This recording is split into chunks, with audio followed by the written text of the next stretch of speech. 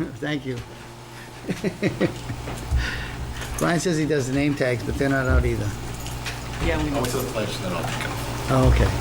Good evening. I'd like to welcome everyone to tonight's school board meeting. Today is August 30th, 2021. We all join me for the Pledge of Allegiance. Pledge allegiance to the flag of the United States of America and to the republic for which it stands, one nation, under God, indivisible, with liberty and justice for all. Thank you. Next on our agenda, we have public participation. We have a couple of people here, staff, but no public. I'll leave it open for a few minutes. While we go to our first order of business, which is a new business, which is affirmation of mainstay contract vote. The board had been discussing in negotiations, contracting for some support services for IT. And the board at the last meeting made a motion to enter a contract with Mainstay, which is the name of the company, for that contract.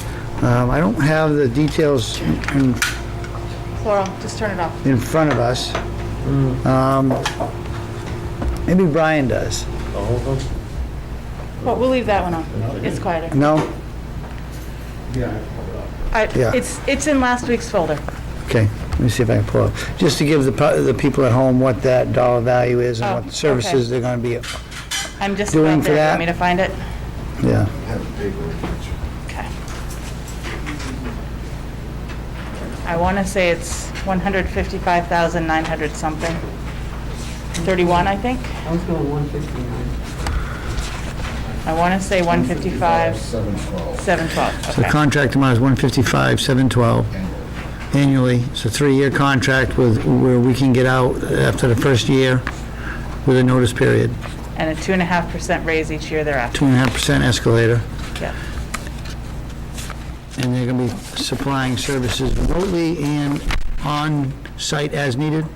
On-site 1 day a week. And then on-site as needed if we have a big, well, special projects will be additional price, but if we have Right. a catastrophic event, they'll get us people here. Yeah, and based upon a review of some of our IT infrastructures, we probably will be having some additional projects, by the sounds of it, That sounds like plausible, yes. Yep. to maybe address some areas that could be shored up a little bit. Any discussion on that? We do, just Tim? more of a quick question. So within our Fund 10, we're budgeted for, at the time, an IT director, a full-time IT support, and a part-time support. My vision is, I'd like to fill those positions, maybe not at the level of an IT director, but somewhere beneath there, and pretty much expend that budget line between, if we have to update a server or whatever, but my focus is on, we are going to spend that money, but I'd like to fund the Mainstay contract out of the COVID funding. So are we discussing a funding mechanism tonight, or does the administration have a recommendation on how to fund that? Or did we talk about funding it out of COVID prior to? I think we left it Open? Open as far as how it's going to be financed. I know, Ruth Ellen, at the last meeting, you talked about some potential personnel that we may have available. We'll be talking about later, hopefully. I don't have anything solidified yet, but I can Okay. tell you what I don't have when we get there. But I agree, I think we need some additional people Right. in the buildings that we budgeted for. I do want to clarify, in the budget right now, we had IT director and 2 full-time technicians. Okay. So that gives us a little bit more latitude. If we end up funding this through general fund, that would be about a wash. So what do we have We're still- now for staffing? 2? Right now, I have 1 who's on staff, Okay. and 1 technician. So we had budgeted for 2 technicians and an IT director. So I have 1 technician, and we'll see. I may be able, the one that we had talked about probably wouldn't have been full-time, so I think that's where the halftime came in. We'll have to see where that goes. Do we have an opening posted? I haven't posted because we were Okay. still in discussions about where that wanted to go, and I didn't want to have us going in multiple directions. So what's the board's thoughts on posting that IT position? Let's- Can I just add one thing? Go ahead. If we do utilize mainstay under the ESSER grant, that means they have to go to wages. That could increase the cost. For construction only, right? No. Contract. Any labor, any contract that they used under the grant has to be prevailing wages. Well, it's something, that's going to have to dig into, because we have, they're not on site. I don't know if that, That's like, right, but it's on site, but as far as, that goes into it. We're just buying a product, if we're just buying equipment, there's no labor involved there, that's just shipping. That's fully covered. There wouldn't be anything, there's no wages involved. But here, there are wages, just like we're contracted for the, What is it? for our air ducts and everything else, everything had to be prevailing wages. but what is the prevailing wage schedule in that type of service? I'd have to look it up, yeah. I have mean- it somewhere buried, but You might want to look it up, because they may be already, based upon the level of service of people they're putting on it, they may already be above that. I don't know. Depends on what the prevailing wage I is. may have it here. Yeah. Tim? We get clarification that the prevailing wages applies when we're not doing construction. Yep. Now, I agree that if they're gonna be installing a computer server or doing construction, that might be prevailing wage in that project, maybe. But my understanding of prevailing wage is that it's for construction only, and if they're providing an IT support, I don't think that applies. Similar to if we brought in and hired a teacher or a project manager under that federal funding, we wouldn't be paying them a prevailing wage. Well, we would and we wouldn't, because we're looking at paying them within the wage scale of what's roughly kind of, I don't want to use the word prevailing, but I'm not getting around it. We're not looking to pay them less than what our average wages are. But the term is, your term relating to our prevailing wage? The term that we're using here is, got to do with the government mandate of prevailing wages based upon, I don't know that you Yeah. have a government mandated prevailing wage for education, but there may be in other sectors. But if it's tied to ESSER, I thought my follow-up question would be that, maybe to split hairs, but if they're on site physically, the time that your person is here, if service itself is covered under Davis-Bacon, then the time that your person is on site may be required to pay at that rate. But I don't think the rest of it would be. I really don't.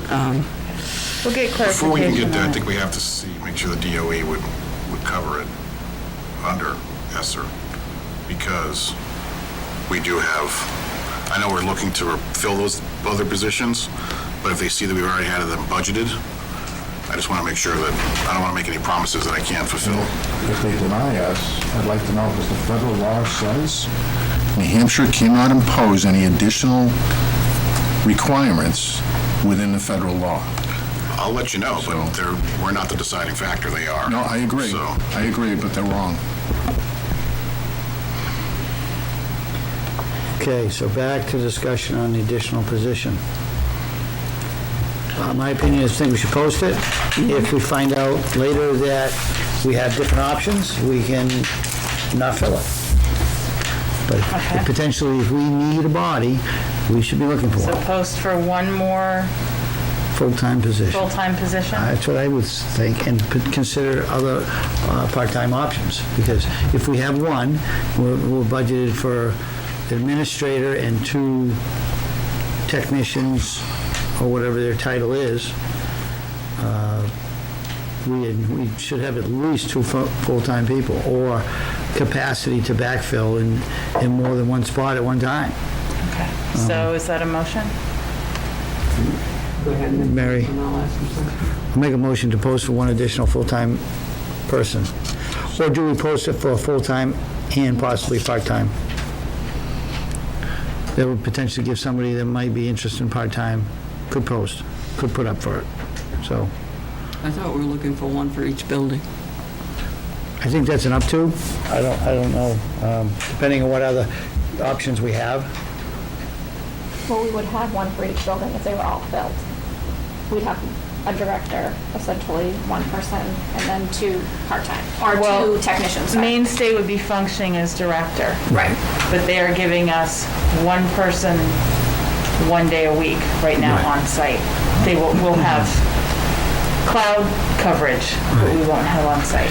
But that person that will be here will be, my thoughts, mostly working on improvements and implementation of the stuff that we need to do. The person that they're sending us is considered desktop level, which means it's a technician who will handle tech tickets. Okay, It's not going to be special projects. okay. So they're basically going to be an assistance and support to our full-time They're people. going to be support, yep. Okay. So my motion was to post it for a full-time position and, or part-time position. Is there a second? Second by Stacy. Discussion? Discussion. Tim? And again, we can have the discussion in non-public. We talked last week about a potential part-time person coming in that the superintendent knew. And I think what that would give us is a person a little higher caliber on a part-time, if I understand you correctly in describing this person's talent. I'd rather authorize to hire 1.5. It's within the budget. We've got 3 buildings. Well, And that's I'd what like to you see the just said. candidates before we hire them, but I'm not opposed to that. I mean, my motion is to post for full and part-time and to see what we have for options. Okay. Because that's going to come down to who's available, where it's going to fit in budgetarily, addressing some of this ESSER question with the mainstay. But the sooner we start looking for somebody, the sooner we can have a decision. Any other discussion on the motion? Not hearing any, all in favor? Aye. Next, do we have any other new business? We I'm sorry. haven't, Do we make a motion to we haven't affirmed. affirm That's right. the contract and delegate the superintendent as, So I'll make that motion to reaffirm the mainstay contract vote of $155,000 over 3 years with 2.5% escalator. Well, that's the first year cost. Right. Right. So $155,000, For the first. 3-year contract with 2.5% escalator. Correct. Is there a second? second. Any discussion? Not hearing any, all in favor? Aye. Aye. Do we have any new business, Ruth Ellen, or board? Authorize her to sign on behalf of the board, or will you be signing? You did that in non-public, Okay. so it's just affirming the outside contract in public. Anyone else, any new business? Okay. Question on the new business? Have we announced publicly the status of our school lunch program? I believe we've done it a couple times, but we'll do again. So for the upcoming year, our lunches will be free for all students. However, we are asking families that if you believe that you may qualify for the reduced meals program or the free meals program, that you still fill out the paperwork, because that is the indicator that is used by the state and the federal government as far as all of our entitlement grants. It filters into our apportionment for our adequacy aid. So even though those meals are free, we do ask that you still fill out that paperwork, because it's used for so much more than meals programming. Having said that it's free, that doesn't mean that everything up there is free. The basic meal is free, breakfast is free, lunch is free. But if you're wanting seconds, if you're wanting the a la carte items, ice cream, other juices, that sort of thing, those are still paid items. So if you're wanting to put money on your children's accounts, that would be what that would be for. If they're going to be getting just the basic meal options, you can set the account so that they are not able to purchase those other a la carte items and run up a bill. So that's something that not all parents know they can do as well. That's sometimes helpful, so you don't get the surprise when the bill comes home. Now, on this federal form that determines a lot of our funding, do we send that out to every parent? We send it out, we make it available to every parent. It's in the packets that go home at the beginning of the school year. It's up online. It's in mealtime when they go in to check the child's account. It comes up front and center first. Fill this out first. We have put it in lots of very different places. It was available tonight at open house for Valley View. It will be available tomorrow night again at open house for Henry Wilson. If you filled one out for last year, it is good through the end of September. It needs to be redone. So don't say, well, I already did that last year. Great, we need another one. Because people's circumstances change. If you didn't qualify last year, you may qualify this year. Double check. So just a quick question to firm up my ignorance in this subject. As policy, can we say that in order to take advantage of the free school lunch, you've got to file that paperwork? We We are not allowed to do that. Okay. No. But is the notice to parents clear enough that the necessity of this information to secure our funding sources? We've put it out in emails, we've put it out in packets to parents, particularly those who have qualified in the past. We make phone calls to say, we don't have a form for you for this year. Can we help you fill that out? Do you need any assistance?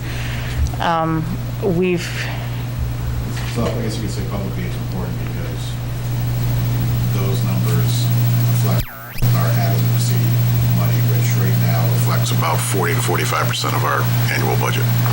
So that's how important it is. It's a big deal. It's a huge deal. Is there any talk about changing to some other metrics? As far as That's up to the state. determining that? They I know have it's up to the shifted state. at least to give us more this year based on, they know that last year was a huge dip. Everyone's numbers went down because lunches were free. A lot of schools were not in person. They did change the metric for this year. Whether that metric will remain changed, we'll see where things go. Is this a constant, other than COVID, take COVID away, has this been a predominantly common problem within the district? Last year was tougher, but Okay. we do not have as many people fill it out as who would qualify. We know that. So I'm going to propose that any parent that files the application, that their name is put into a box. We're going to pick out a name, somebody's going to win a $100 Walmart gift card. Okay? And I'll make that a motion. And even if they know they won't qualify, they can still fill it out. They can still fill out the form, yeah. So Whoever everyone, fills out the form will be qualified for, $100 gift certificate for Walmart. that's the motion. That's the motion. I seconded it. Any discussion? Hopefully that'll help. I'd rather have 500 that don't qualify than the 100 that do and didn't fill it out, so anything we can do to encourage.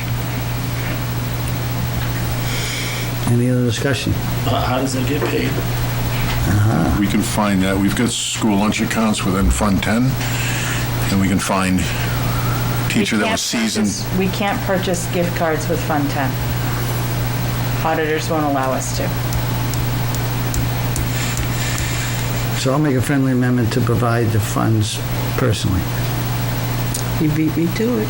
What? You beat me to it. We can have donated cards, but There we you go. cannot purchase gift cards with Fund 10. So we can I take that. accept your friendly amendment. Tim? Yeah, I'm on board with that, but I'd like to see the regulation that says we can't, because our Fund 10 is based on RSA 32, and it's not in there. It says we can't.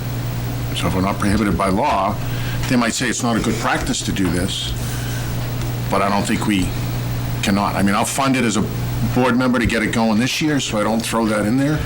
But if the auditors are saying we can't purchase gift cards out of Fund 10, I want to know why and what standard they're referring to. Typically, the reasons we've been given, and I will see about getting that in writing for you, Yeah. is because we do not have, we can't go back and say, this is what was purchased with this funding that was raised, it was taxpayer appropriated. I don't have to go back, because if I give them a gift card, yes, we bought the gift card, but I have no control over what that gift card was used to purchase. And there are certain things that we're not allowed to purchase that could be purchased with that gift card. It goes out of our But control. the district expense becomes the gift card in itself for a price. Once it leaves the district, it should be out of our control. But I'd like to hear what it doesn't make sense to me, knowing RSA 32 and that being my forte on the budget. So I'd like to know their reasoning. It could be a GASB regulation, whatever, but... I couldn't tell you which one, but I know Yeah. that that's what's been cited, so. Okay. I'd just like to hear the reasoning behind it. But I'm okay with taking up a collection and funding it. We'll get there. Any other discussion on the motion?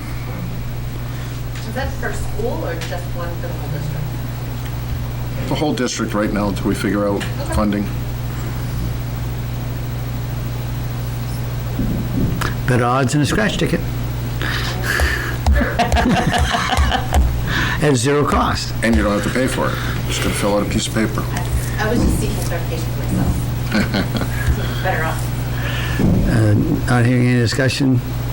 All in favor? Aye. Aye. Was that, Next under- was that 5? Yep. Okay. So if you have multiple kids, you get two, like 50 kids, you get 2 kids? You have to fill Sounds out- like, Your name's gotta get pulled out for the $100 gift card. Family goes on the You fill out more than one form? You put the family members on the application. It's not one for each child. okay, it is a family application, Right, it's like the family. so it'd be 1. No accountability once it leaves here. Don't worry. You're on camera. I'm sure it'll go where it's supposed to go. We'll get you a receipt. I don't need another piece of paper. Yeah, well, he does. He does, definitely. Moving on to old business. We had a donation that was brought to us last week by New England Furniture. Graciously donated chairs worth the value of $800.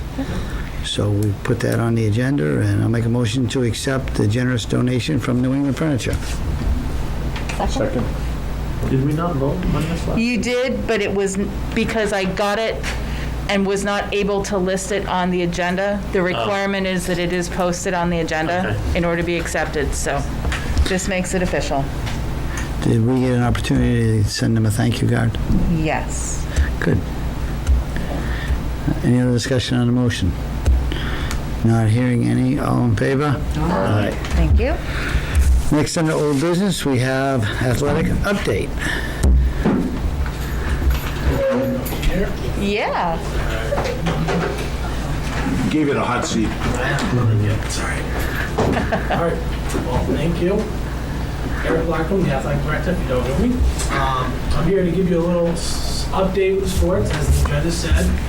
I'll start out with a couple things that's been happening in the past, with a couple donations. As the Henry Wilson banner is officially up by the generous donator that donated that from a banner that was some time ago was accidentally disposed of some sort, I think. So we replaced that, and it's up there underneath the scoreboard currently. And That was the banner from 2004-05, the middle school boys baseball team. Basketball, sorry. Basketball team had won a regional championship, and that banner somehow was misplaced, disposed of, it disappeared. We've had a donor offer to replace that banner.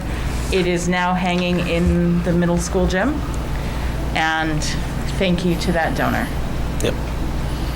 And then next is, I do have, which was donated as well, not fully, but a good chunk of it, is our scoreboard, new scoreboard that's looking to be up at the Henry Wilson Middle School Memorial Gym. It's on order and in process, and I'm currently working with the vendor, seeing what the time frame exactly is for that. I'm in short contact with them. So that's just update for those two things. For sports itself, I want to give you an update for, unfortunately, due to low participation rates, our football program here was not able to take off. We had 6 individuals come out for the first day. I had it open again for a second day, and another 6, well, just the same 6 showed up for the second day.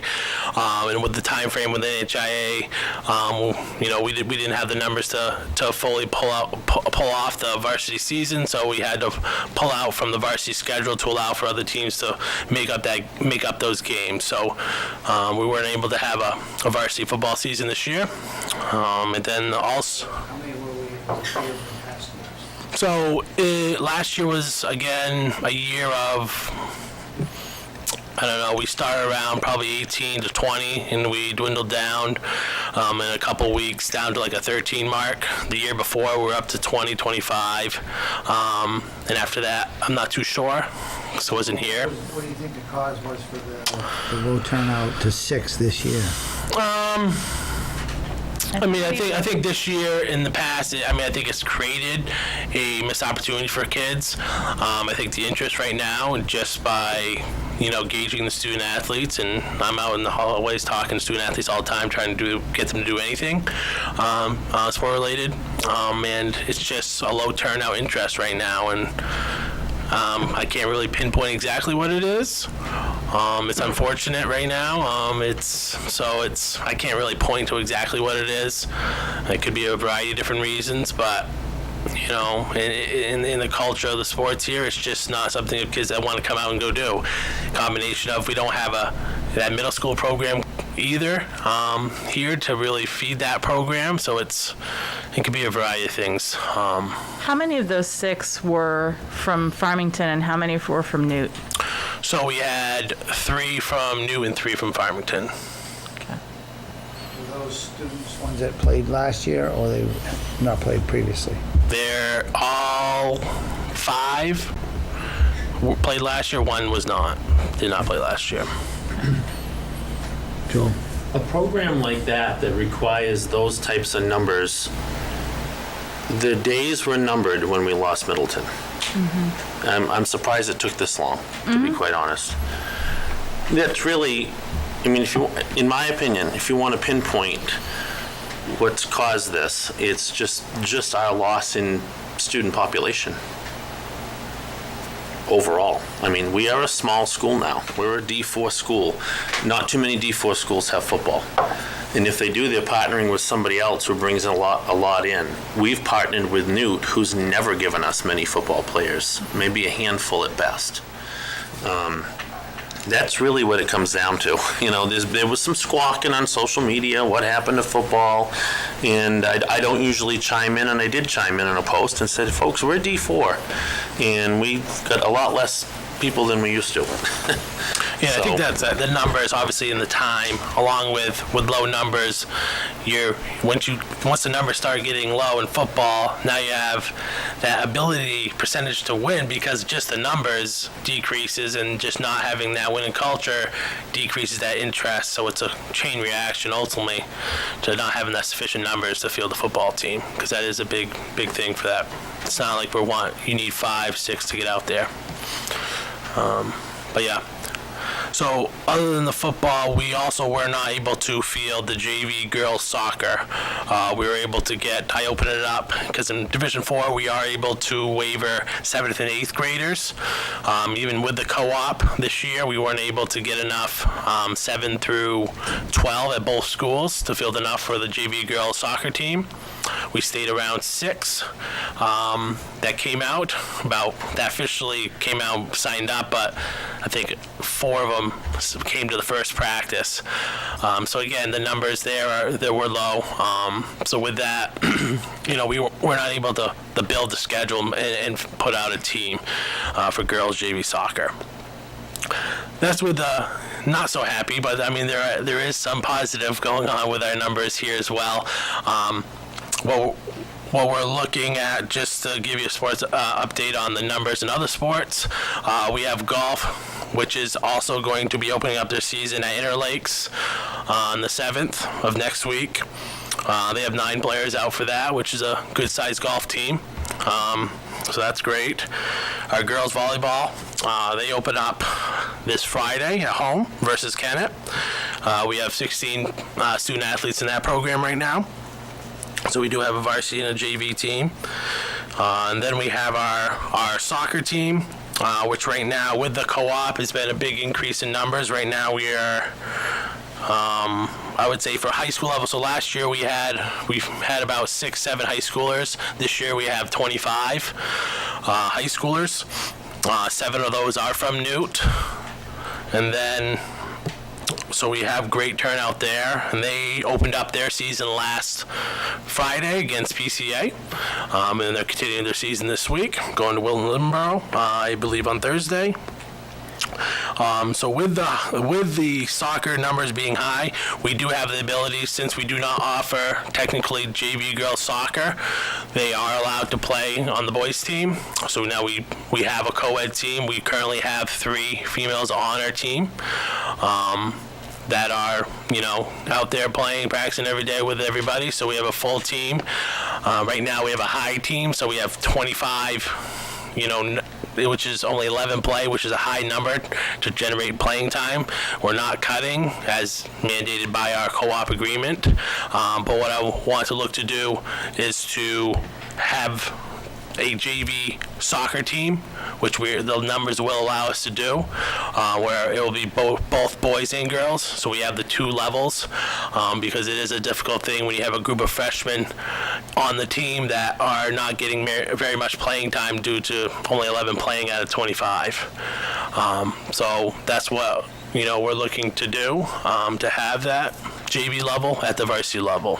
I mean, at the soccer program level, which we haven't had it since I've been here. I'm not sure when the last time we've had a JV team, but When we lost Middleton. yeah, but the numbers are looking pretty good right now, and it's a great opportunity for kids. We had planned the JV girls team. We did have a coach for that team. So that coach is willing to take the JV co-ed team and just kind of continue over. So we had planned for that contingency, so I'm not necessarily looking for a new coach, but wanting to let you know that that would be a shift that we would like to make with the board's approval. Eric, on our cooperative agreement with Milton. So the soccer team, JV, what is their contribution to the program? And what percentage of that is to the overall cost? So I'm struggling to ask. What do you at? So the co-op, say that again? Ask With again, that please. cooperative agreement with Milton Yeah. School District, what is Milton School District contributing to our program? Okay, so the contract agreed to, I'd have to look exactly, but it's either the 300 to 200 a player. It's one of those, I get confused because of the football agreement. I don't know if we agreed on the same, or I know it was floated in discussion, but it's in the contract. So I'm not necessarily concerned about what the individual number is, but how does that compare to our cost for our student to play? Is it the same number, or is it a lower number? Is it a higher number? I've never broken it down to that exact. This has been I guess as I've come here, is that the number's been used in our co-op agreements before. So I'm not exactly sure what that number breakdown is. And it's tough because in a year that we have enough just to make a team, the cost per student is higher. It's a relatively fixed cost when you look at the number of games, what we're paying for refs, and then what we're paying for the coach. I guess my concern is, and I get the cooperative and I support it, but I want Milton to pay the same Their portion. number of dollars that we're expecting our taxpayers to support the program. It was my understanding that that number was configured by the previous business administrator and AD. Am I correct in saying that? Yes. So it was what, would be Which is- 3 years ago. Which is who? Jana Mellon and Cheryl Peabody. Can we get that looked at again? Sure. We can do that. Is that cost per student going towards transportation? That kind of, Ostensibly- is that configured in that number, or is that a separate piece? That was part of what went into the calculations, but remember that anything that comes in like that, over and above what the budgeted amount was, goes to the bottom line and ends up being returned to the taxpayer. But so in that, there's the tax offset, but I can't expend funds over and above what has been appropriated unless that's accepted separately in a public hearing.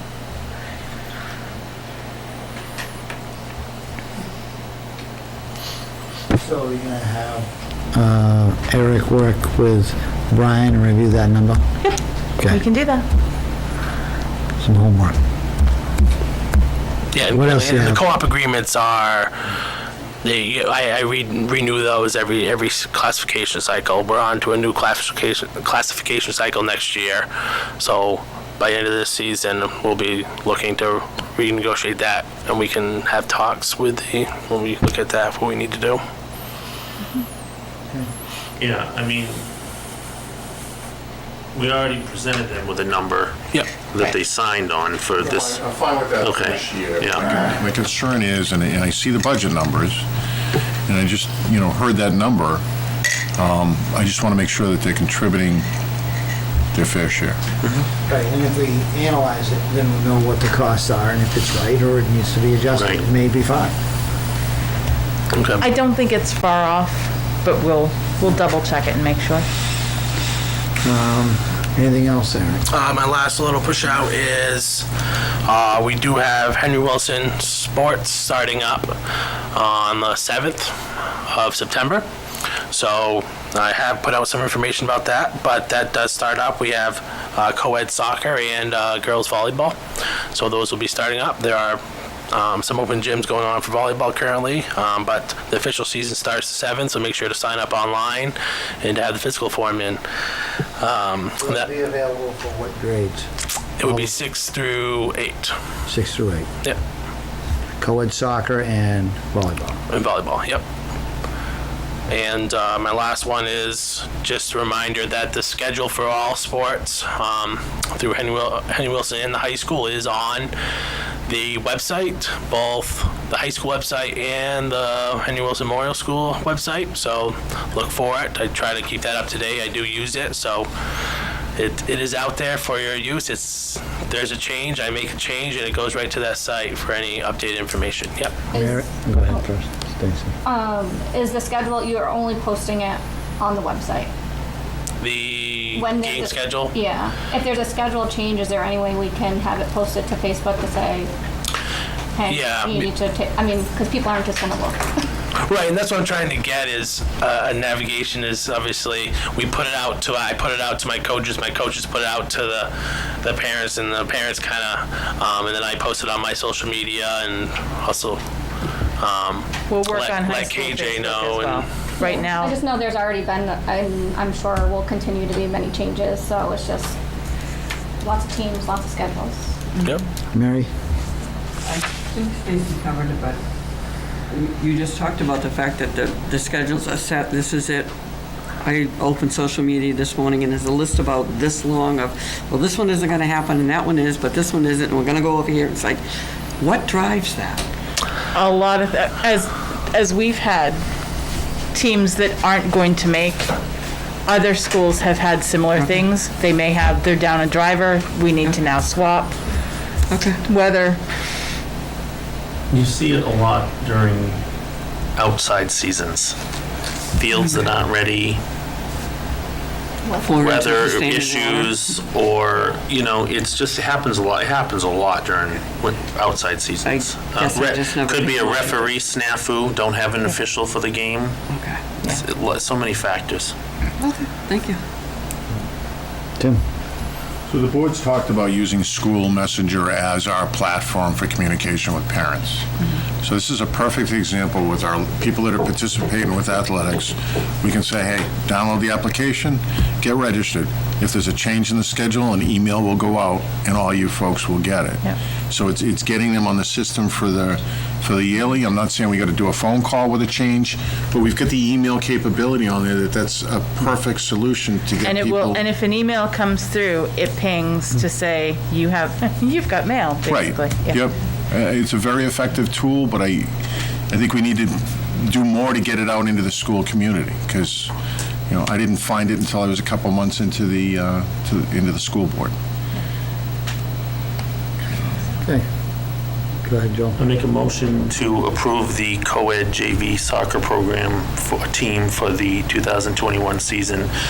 And can I put in that motion to subsequently approve the previously approved girls coach to coach, or do you want that separate?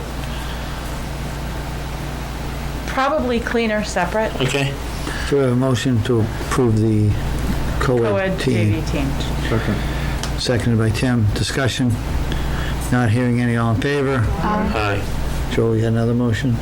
I don't remember the name, so for it to be clean, we can, How long? right.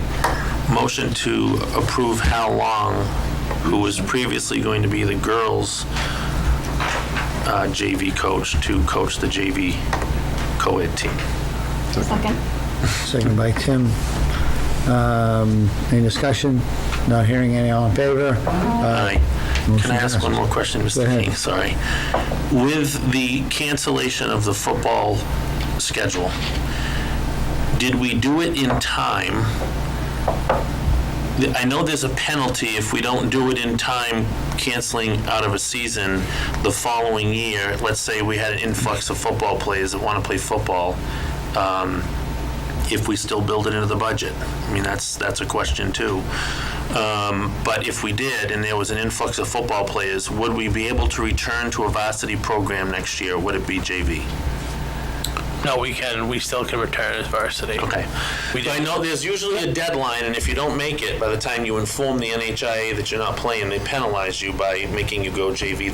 Yeah, that's why I made a decision fairly quick, because Okay. it has to be by the first day to Yeah. play, because then everything forfeits, so Okay. they can't fill their schedule. That's right, first day of play. Thank you. Yep, Yep. thank you. Okay. Thank you, Eric. Thank you.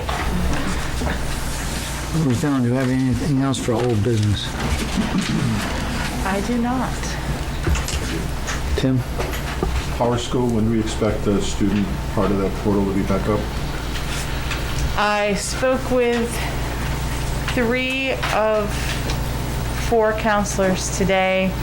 It looks like we should be able to turn that on tomorrow, Okay, great. as long as my Power School person is available to flip that switch for me. Mary? Again, social media, supply list. I bet there's been a half a dozen. Anybody have the supply list for grade 5, for grade 7, grade this, grade that?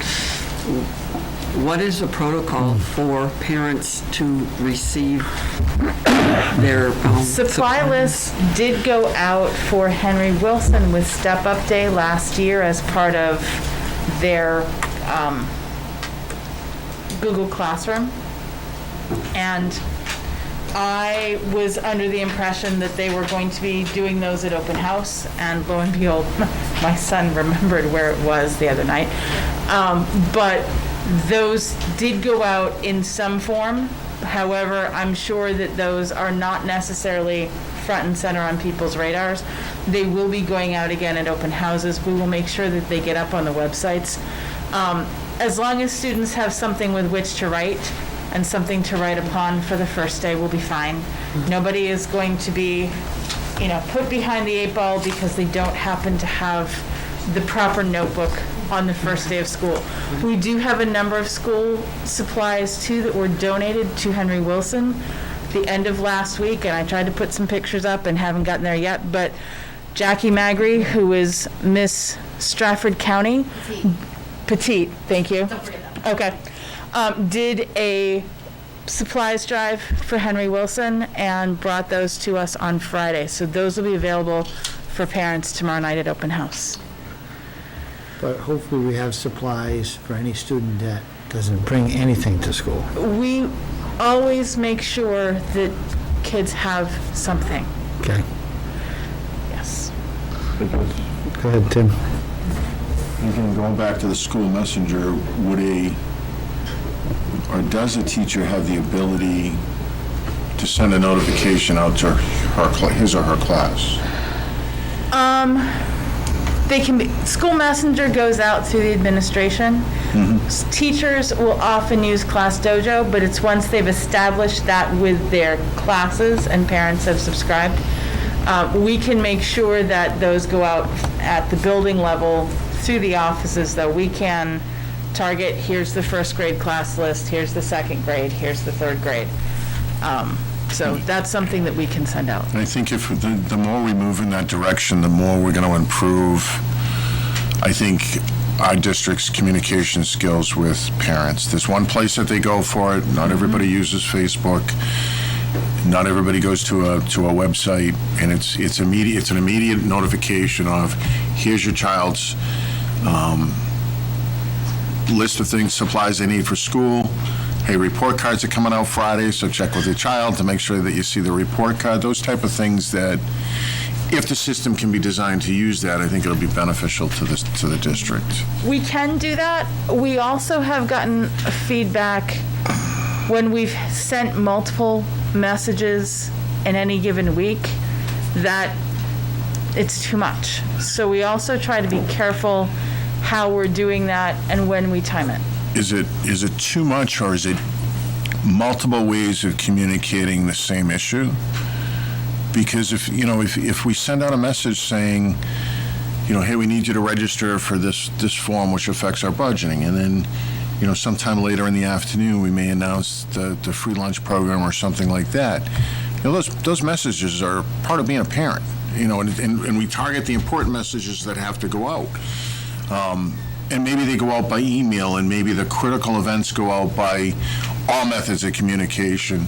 But I think if we need to get information to parents, then we need to get that information to parents. We just have to be careful that we're not inundating them with it in 5 different ways. And I get the same thing. I get the emails, I get the phone, the school messenger, but that's my fault because I didn't go in and change the settings so that I get them in one different method. Right. So I think if we kind of do a combination of both and see how it goes, but I think that chief complaint is, boy, I got an email, my school messenger application went off, my phone went off, then I got a voicemail because I didn't answer my phone.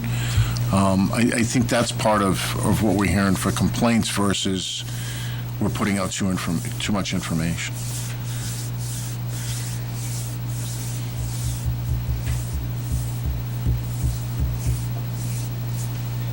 Anything else under old business? Not hearing any. We have a last public participation. If anybody's up for it.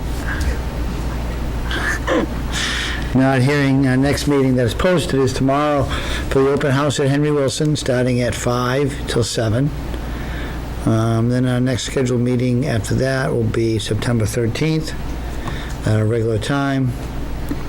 We also have some manifests to sign. And is there anything else that we have for public session? Ruth Allen? Not that I'm aware of. So at that point, I will thank everyone for showing up and watching, and I'll make a motion to go into non-public session under RSA 91A:3, 2, E and L for legal. Second. Seconded by Joel.